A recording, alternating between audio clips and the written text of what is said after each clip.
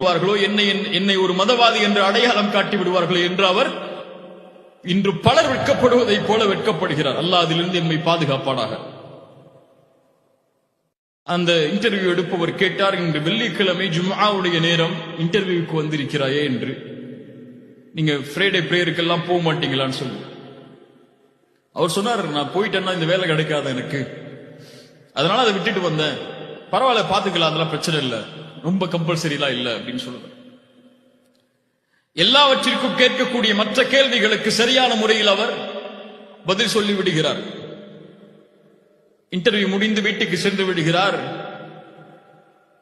அதில் நான் அந்த வேலைக்காக நான் அங்கீகரிக்கப்பட வேண்டும் என்பதற்காக காத்திருக்கிறார். 2-3 நாட்கள் கழிகிறது, அவருக்கு போன் வரல.